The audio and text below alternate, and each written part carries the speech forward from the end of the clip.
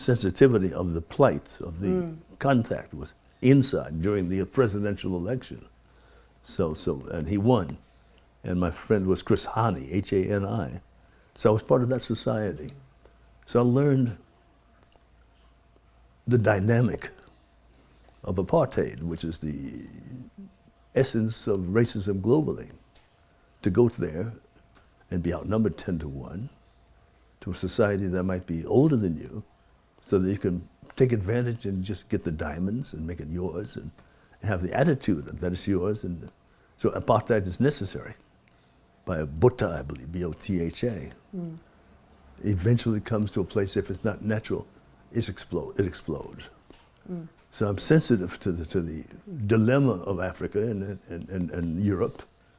And it's now coming to a head because all those countries and all those Caribbean islands and all those places where Europe and America fed on them to feed themselves, now those people are living in that country now. Yeah. So here comes racism all over again. How can you put a border up when you've been feeding off that country for so long? It's just flipped.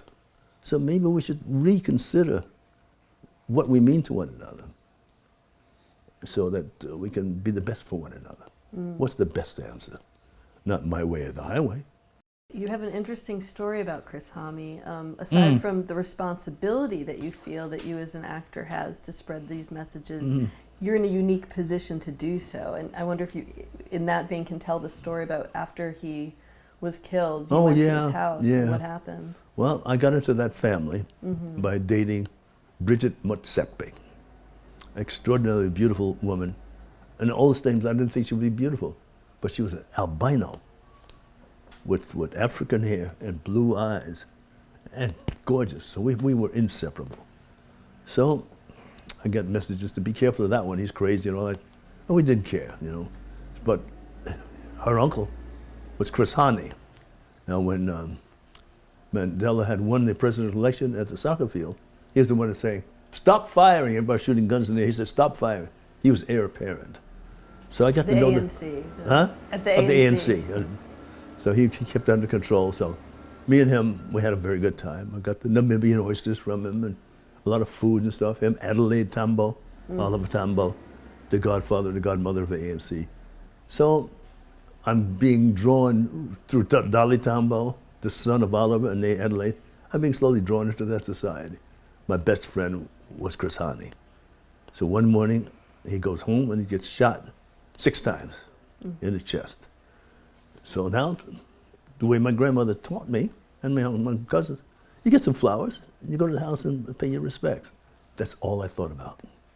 So me and my assistant, Otis Harper is his name, he's driving, and I had to take him to get out because he didn't know how to drive on that side of the street.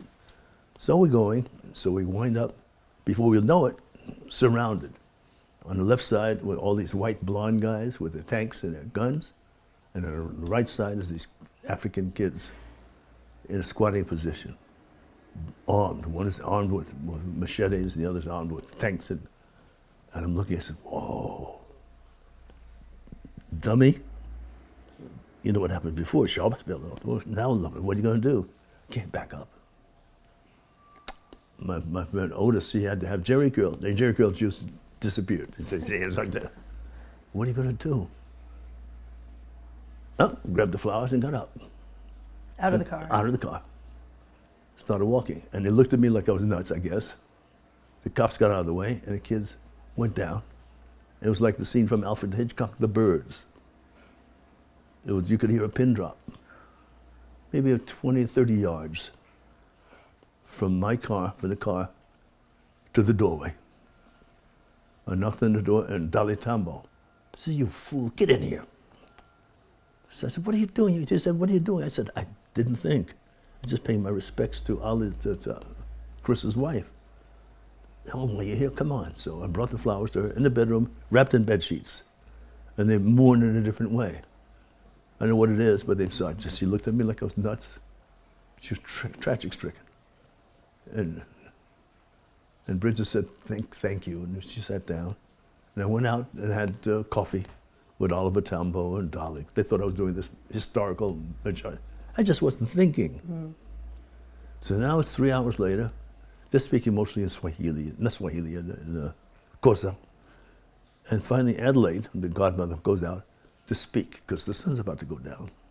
She spoke in 2 languages I could recognize, Afrikaner and Xhosa, and maybe a third.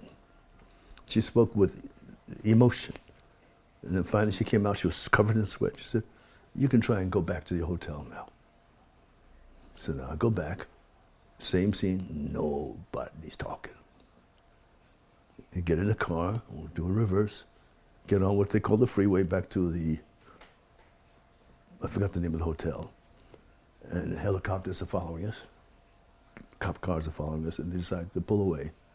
They get back to the Sand and Sun Hotel. They get up, and you can hear a pin drop. And 3 hours later, 27 people were killed at the riot. Wow. Wow. Dummy, Yeah. but I guess I had to do that though, huh? I had to test my beliefs. Yeah. There's Yeah. a story, though, I read that years later you went back for a role and you had a bodyguard who was there that day. Fade out, fade in. Yeah. When I went to left that hotel, I came back to do, I don't know which was which, inside or whatever it was. This big, tall guy picks me up and takes me out of the airplane. And he gets in the car and says, "You don't know who I am." I said, "Who are you?" He says, "I was one of those cops in front of that house. I was one of those soldiers, and they had you in my crosshairs." And my chief said, "Wait a minute, that's Louis Gossett Jr. Don't pull, don't shoot." They knew you from film. Yeah. They knew He turned out to be my best friend. he could have. He could have been responsible for killing me. Yeah. I didn't know.